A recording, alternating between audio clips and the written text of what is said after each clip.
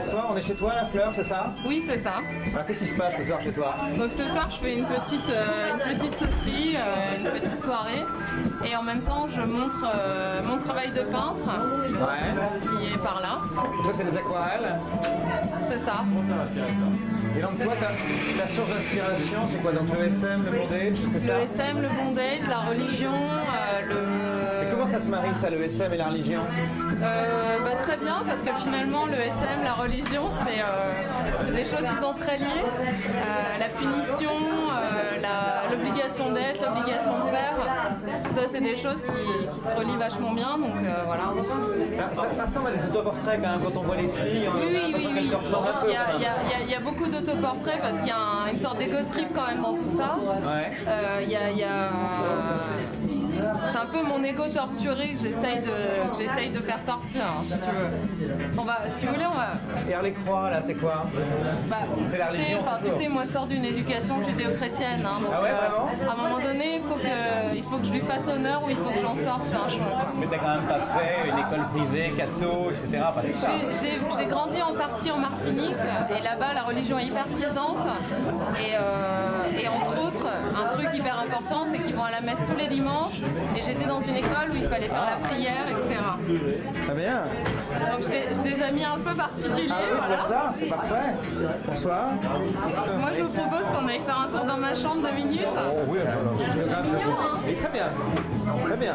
On peut faire des choses avec. Il aime bien, mais ce soir je pense pas qu'il a mérité une fessée.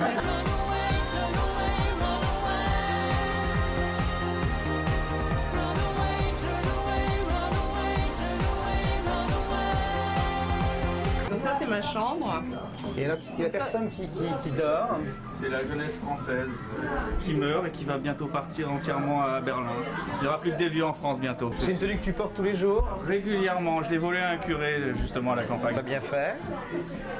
Et alors ça en face qu'on voit, c'est quoi? Donc ça c'est en fait un ange qui est asexué, qui est attaché. J'ai encore une fois mélangé la religion et le bondage, puisque le bondage en fait finalement c'est le fait d'accrocher avec des cordes. C'est une pratique qui est quand même très japonaise, très asiatique, et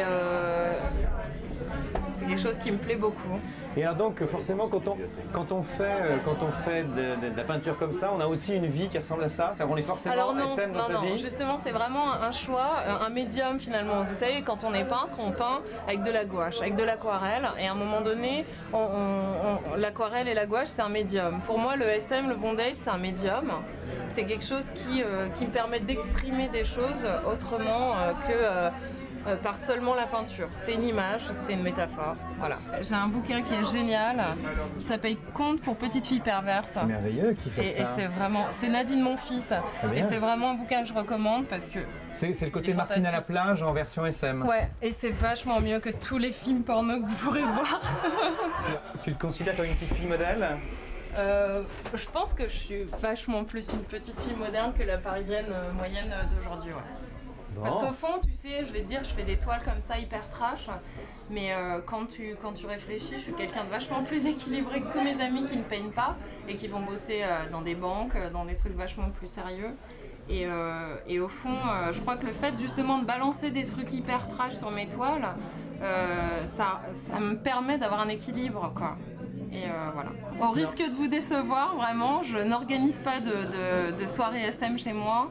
Je ne pratique pas le SM. En revanche, c'est un milieu qui m'intéresse, puisque forcément, on ne peut pas parler d'une chose et en plus ne pas la connaître. Donc, je suis allée fouiner, je suis allée regarder comment ça se passait là-bas, qu'est-ce qui se passe dans la tête de ces gens. Parce que finalement, l'image m'intéresse, l'image véhicule quelque chose qui me plaît. Mais qu'est-ce qui se passe dans leur tête? Et peut-être que demain, mon travail portera plus sur ce qui se passe dans leur tête à eux, finalement, que sur l'image que le SM véhicule.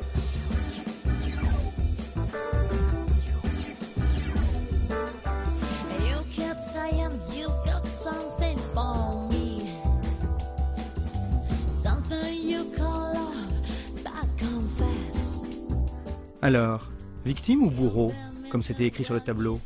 Dans la nuit, parfois, ce sont deux espèces qui se cherchent, non?